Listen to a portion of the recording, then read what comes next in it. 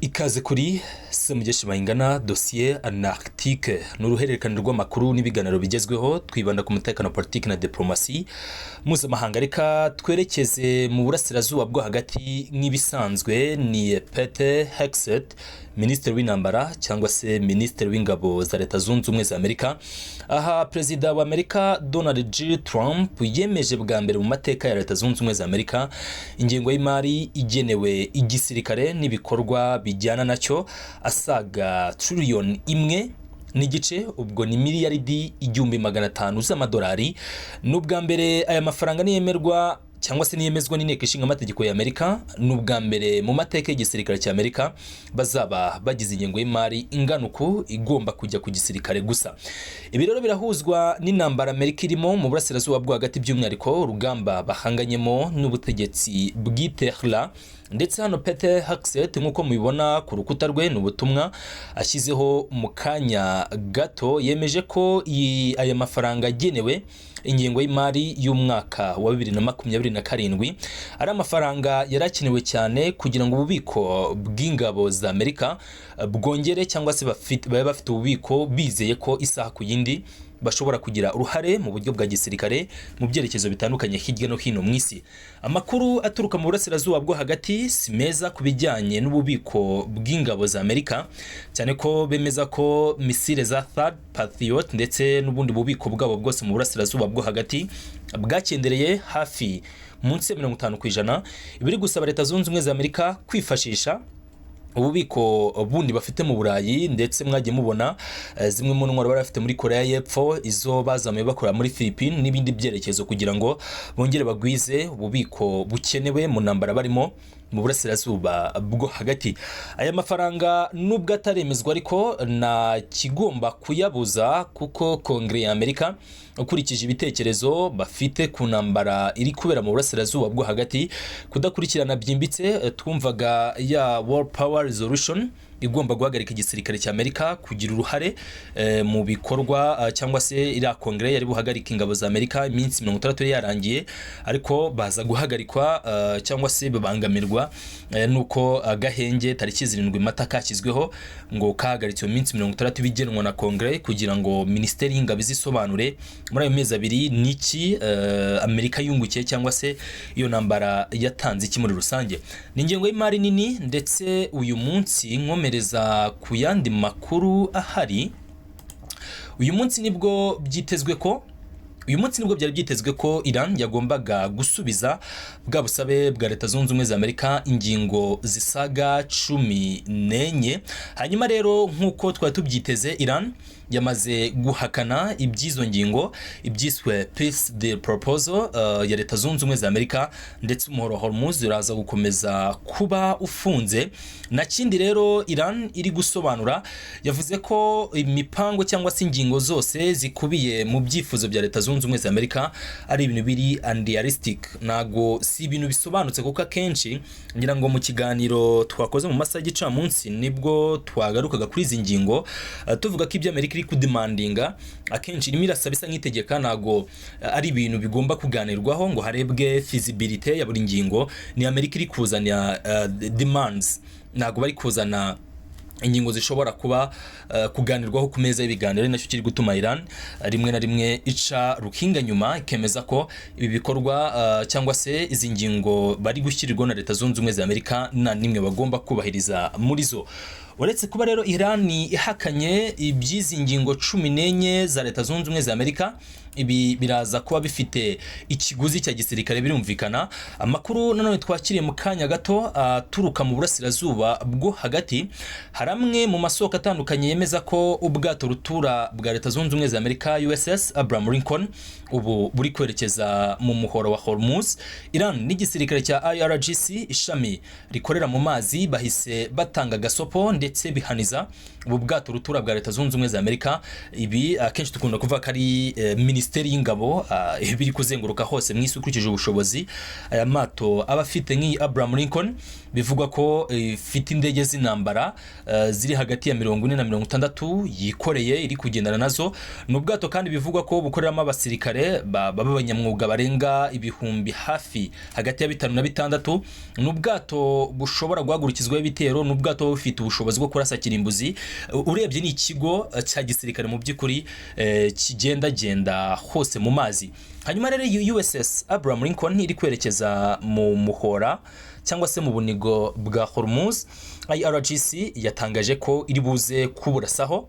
Ibi rero bishobora kuzamura ubukana bw'iyi ntambara iri kubera mu burasirazuba bwo hagati, cyane ko izi aircraft carriers za Leta Zunze Ubumwe za Amerika zahoze ari 3, ndetse muri iyi minsi Amerika n'igisirikare cyo bakomeza guca uduhigo. N'ubwa mbere mu mateka ya vuba aha ubwato rutura bwa Amerika uko ari butatu bwose bwisanze mu gace kamwe mu bice bigenzurwa na CENTCOM, biro y'ingabo za Amerika mu burasirazuba bwo hagati. Mu minsi ishize ni ubwato bwa USS Gerald R. Ford bwanasubiye inyuma kugira ngo bujye gukorerwa maintenance. Hari kandi USS George Walker Bush ndetse ni USS Abraham Lincoln, aya mato yombi ari mu gace kamwe. Hanyuma rero Gerald R. Ford yasubiye inyuma, iri kubarizwa iri kugana muri Indo Pacifique, mu gihe ubu bwato ariko buri kuza noneho bunaganwa n'ubundi, cyangwa se hari ubundi bwato bw'Abafaransa buri kubasanganira. Ni ubwato bukoresha ingufu za nucleaire, n'ubwato bwa ni Charles de Gaulle bw'Abafaransa. Ku munsi w'ejo duheruka bwinjira mu muhoro wa Suez.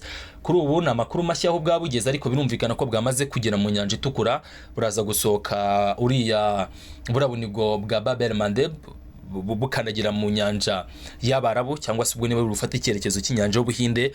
Ntabwo turamenya icyerekezo cy'ubwato, ariko ikizwi nuko buri kwerekeza mu burasirazuba bwo hagati. Ibi rero nyuma yuko binabaye, perezida w'igihugu cya Iran Masoud Pezeshkian ndetse na Emmanuel Macron w'Ubufaransa bajyanye ikiganiro ku murongo wa telefone, aho Masoud Pezeshkian wa Iran yibukije perezida Emmanuel Macron w'Ubufaransa ko ukwikira ukizana kwa Iran atari ikintu basabira uburenganzira, ndetse ibikorwa byose bya gisirikare barimo nabyo atari ukubisabira uburenganzira, ahubwo nibijyanye no kurinda ubusugire bwabo. Ni audacité cyangwa se ubudahangarwa, ariko kandi nabwo budafite igisobanuro Leta Zunze Ubumwe za Amerika zirimo mu burasirazuba bwo hagati, bishobora kubyara intambara ikomeye mu gihe cyose Iran yabirashe kuri USS Abraham Lincoln. Kuko ubwato no mu minsi ishize, ngira ngo mu ntangiriro z'ukwezi, mu mpera z'ukwa gatatu n'intangiriro z'ukwezi kwa kane, byagiye bivugwa cyane ko USS Abraham Lincoln yabararashweho igasubira inyuma. Muribuka hadukamo byo CENTCOM yise ko ari ibibazo technique, byari biri mu byumba bitandukanye bikoreshwa muri ubu bwato, by'umwihariko mu gikoni cy'ubu bwato ndetse n'ubwiherero. Bavuga ko hadutsemo umuriro, ariko bikavugwa ko ari misile za IRGC zaba zarabukozeho, kuko n'ubwato bunini bafite n'ubwirinzi kabuhariwe butagira ngo IRGC rava ko yaharasa, ntago byayorohera. N'ubwato buba bufite radar nyinshi, akenshi radar ziri kuri izi USS zikunze kugirwa ibanga.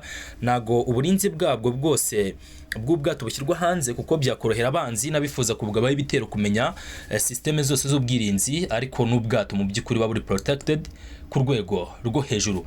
Hanyuma rero iyi USS Abraham Lincoln niza kwegera umuhoro wa Hormuz, IRGC iraza kubigenza nk'uko imaze iminsi bigenza.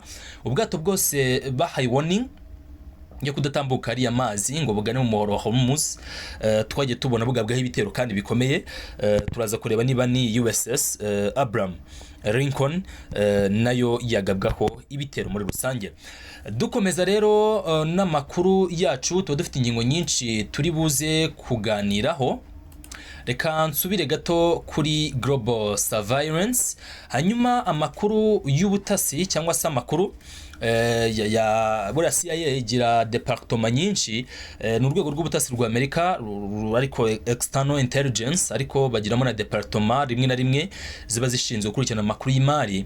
Iyi department rero ishinzwe gukurikirana ibijyanye n'ubukungu muri CIA yemeje ko Iran muri kino gihe cyiswe agahenge yubatse cyangwa se yongeye kagwiza ububiko bwa misile n'amadrone. Ibi kandi na Iran yari yarabyemeje. Abasirikare ba IRGC bamaze iminsi bigamba ko muri iki gihe cyiswe cy'agahenge bubatse ubushobozi bwa misile n'amadrone buruta kure cyane ubwo bubatse mu gihe cy'amezi atandatu kuva mu kwezi kwa gatandatu bya bitero by'iminsi 12 kugeza none mu kwa kabiri bwa Amerika subukuraga bira bitero na mezi 8 yaraciyemo. IRGC yemeje ko muri kino gihe cy'agahenge yubatse ububiko bunini buruta ubwo yubatse muri icyo gihe, ndetse kandi ko biteguye gukomeza guhangana na Amerika imyaka igahindi. Ni mu gihe rero icyo bo bagarutseho ari kijyanye n'ubushobozi cyangwa se n'igihe Iran ishobora kwihanganira ya naval blockade ya Leta Zunze Ubumwe za Amerika gufata amato yabo y'intambara bakayashyira mu muhora wa Oman, ubundi mu kigobe nagari umuhora bakashyira mu kigobe cya Oman, ubundi agahangana cyangwa se akicara ategereje amato y'ubucuruzi avana aninjira mu byambu bya Iran muri mu kigobe cy'aba Perse cyangwa se ku bindi byambu hano hafi ya Hormuz. Hanyuma rero iki departement yemeje nuko Iran ngo yabifite ubushobozi nibura bwo kwihangana amezi 4 yihanganira Iran naval blockade ya Leta Zunze Ubumwe za Amerika. Hanyuma nyuma y'icyo gihe rero ngo bishobora gutangira kugorana ku bijyanye n'ingingo y'ubukungu, ariko hirengagizwa ko Pakistan yafunguye amayira kuko Iran ntabwo ikiri gukenera gukoresha amato cyane, aho bitari gukunda iri guca ku nzira z'ubutaka.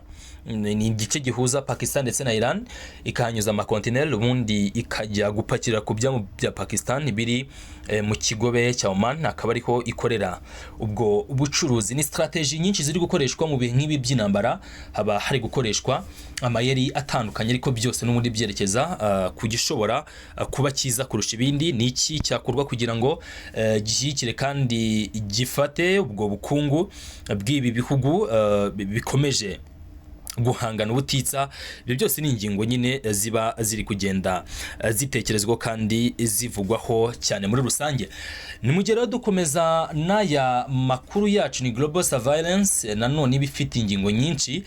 Tuve mu burasirazuba bwo hagati duse nk'abambuka tujye mu Burayi. Ku munsi w'ejo ni umunsi ukomeye cyane mu Burusiya, ndetse nahoze mbona Perezida Vladimir Putin w'Uburusiya aburira igihugu cya Ukraine, ndetse yamaze no kuburira abadiplomate bari Kiev ababwira ko bafite ubwenge bahunga, kuko umunsi w'ejo Orshinik zishobora kongera umunsi bwo n'umusibejo ni muri weekend Orshinik zishobora kongera kumvikana. Perezida Vladimir Putin w'Uburusiya yari yatanze agahenge k'iminsi 2 guhera tariki 8 kugeza tariki 9 nibwo Uburusiya bwizihiza umunsi w'intsinzi byitwa Victor Day, intsinzi bakuye ku banazi ba Adolf Hitler mu bihe by'intambara ya kabiri y'isi yose, nubwo ingabo za Red Army za Joseph Stalin zafashe Berlin zigahirika ubutegetsi bw'abanazi. Kikaba n'ikirango cya nyuma cyasoje intambara mu Burayi, kuko intambara muri Aziya yarakomezaga. Ubuyapani bwari bukirasa ku birindiro bya Amerika, kuko mu minsi yakurikiyeho nyuma mu mezi yakurikiyeho intambara mu Burayi yararangiye, ariko mu burasirazuba muri Aziya intambara igikomeje n'ibice bito by'ubura, ariko mu Budage ubutegetsi bw'abanazi bwari bwaramaze guhirikwa. Hanyuma rero iyi tariki 9 ni umunsi ngarukamwaka mu Burusiya aho bizihizaho iyi ntsinzi nyine bagejeje ku banyaburayi. Ni n'umunsi ariko kandi navuga kwishongora ku banyaburayi, kuko Uburusiya babibutsa ko icyahoze ari Union Soviétique ari bwo Burusiya bw'ubu ngubu babatabaye babakuye mu nzara za Adolf Hitler wari uri muri garurira imijyi afata indi ku mugabane w'Uburayi mu bihe by'intambara ya kabiri y'isi yose. Hanyuma rero Vladimir Putin w'Uburusiya yari yatanze agahenge ku banya-Ukraine, ariko ikigaragara cyo nuko Ukraine akagahenge itagakozwa. Ari nayo mpamvu Perezida Putin yasabye abadiplomate na za ambasade ziri Kiev kwigengesera bundi bakazivamo, kubera ko yavuze ko naho bazaharasa, kuko za ambasade ziri Kiev n'umundi bivuze ko abari abafatanya bikorwa ba Ukraine ari nabo Uburusiya butekereza ko barimo cyangwa se bari inyuma nyine y'ibi bitero bashobora kugaba mu Burusiya. Mvuze ibi kubera ko harashwa amadrone amajana yagiye muri Crimea, ngira ngo muko mibona kuri iyi karita iri hano. Ni drone nyinshi zinjiye mu gace ka Crimea. Ni agace Uburusiya bumaze uyu ni umwaka wa 11 Uburusiya bugenzura Crimea, kuko yafashwe, ariko n'umwaka wa 12 urebye, kuko Crimea yafashwe 2014 hanyuma 2026 n'imyaka 12, ariko iyi Crimea so far Ukraine iracyagerageza kuvuga ko ari intara yabo. Uburusiya bwamaze kubyemeza ndetse baranabitorera, hari n'itegeko ryatowe ryemeza ko iyi Crimea n'ibice bamaze iminsi bigarura muri Ukraine ari ibice by'ubutaka bw'Uburusiya kandi atari ibice bizasubizwa of course. Hanyuma rero bisa nkaho iyi Ukraine itarashirwa ikomeje kugaba ibitero, ari nabyo biri kuburizamo nyine aka gahenge Uburusiya bwari bwabahaye. Baravuga bati iyo tugakeneye nimujye mukaduha, reka natwe dufatirana uyu munsi w'intsinzi.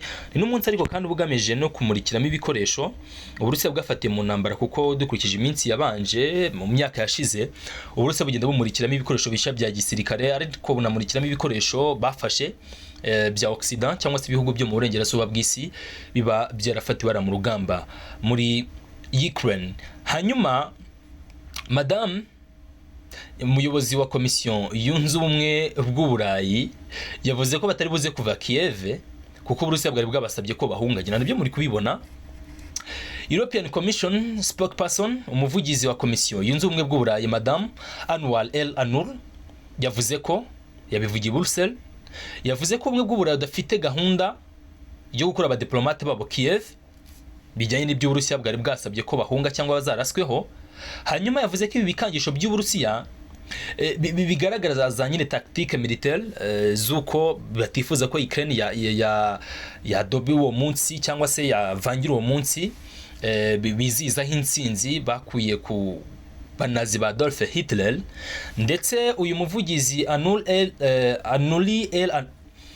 El Anur nyihangana afite izina n'umugirikikazi, yavuze ko ibi bikangisho by'Uburusiya ubumwe bw'Uburayi butabyitayeho, ndetse ngo aho bari Kiev niho bazagumana nicyo bazahinduraho.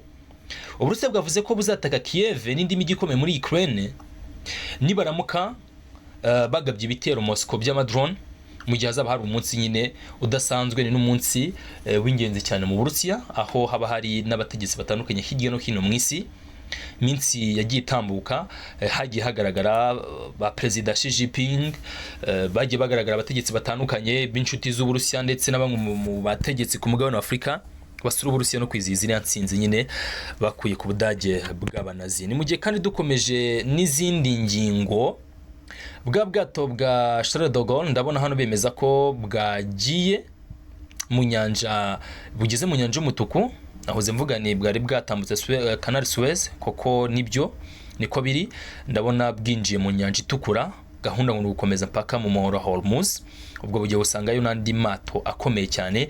Hanyuma kandi ngiya gasopo y'Uburusiya busaba ko niba rwose abadiplomate bari Kiev bafite ubwenge bagomba kuhava, otherwise bari buze kuba bagabwaho ibitero kandi bikomeye cyane. Ni nuko kandi turi kugana ku musozo w'iyi quick updates, ariko kandi binarimo uburyo buto bw'isesengura makuru. Nekereza ko n'uburyo mwashimye muri benshi, nkomeze no kubashimira abakomeje kuduha ibitekerezo, abaca mu gikari, abatwandikira muri commentaire, abifashisha ubutumwa bwa email. Ibyo byose biri muri description, nomero za telefone na email.